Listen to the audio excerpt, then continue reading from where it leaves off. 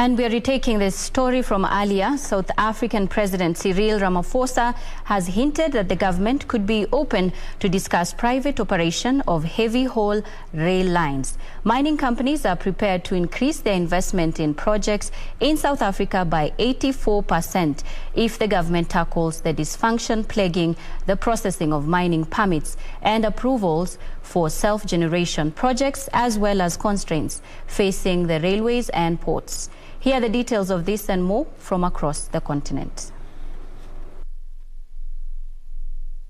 Many of South Africa's mineral reserves, estimated to be worth $2.5 trillion, remain unexploited. Pretoria is now seeking a twofold increase in investment in the sector by 2030. A commodity boom partially fueled by the pandemic and the conflict in Ukraine has raised investor confidence and should drive big and small miners to the country. Between 2010 and 2018, the industry saw a 10% loss in output, 50,000 jobs wiped out, and a 45% decrease in annual capital investment. A lack of innovation, bad rail and port infrastructure, and unreliable electricity are to blame for the damage. Administrative issues are hamstringing investment, with 4,500 prospecting rights, mining rights and other authorizations are outstanding. The Minerals Council of South Africa estimates that this is bottling up about 30 billion rand in investment.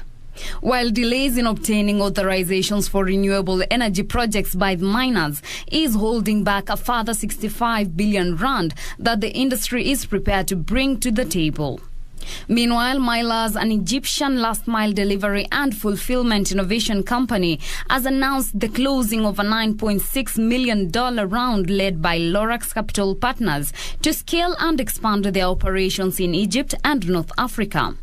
Fowry, Egypt's payment will help bolster Mylas' cash collection services for its merchants. Mylas currently operates a fleet of over 350 eco-friendly vehicles and 21 local fulfillment hubs strategically positioned across Egypt. The investment will enable Mylas to construct and open a brand new AI-enabled automated 25,000 square meters cross-docking fulfillment center west of Cairo by Q4 2022 to augment its current 1,500 square meters fulfillment center that began operations in Q3 2021. The company is servicing Africa's booming e-commerce industry, which is forecasted to be worth $180 billion by 2025. By offering cash on delivery as well as full range of delivery services and tech-enabled merchants tools, Mylas is enabling the growth of e-commerce in Egypt and its new markets of Tunisia, Algeria and Morocco.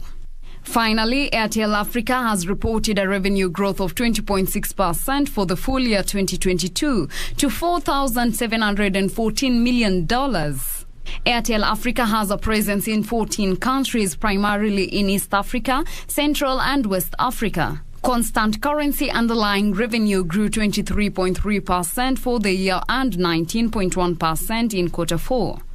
Constant currency underlying revenue growth was strong in all regions. Nigeria up 27.7%, East Africa up 22.7%, and Francophone Africa up 17.2%, and across all key services, with revenue in voice up 15.4%, data up 34.6%, and mobile money up 34.9%. Further, profit after tax grew by 82.0% to $755 million. The board recommended a final dividend of 3% shares, making total dividends of 5% share for the entire fiscal. Reporting for Lunchtime News, I am Teresa Mutai.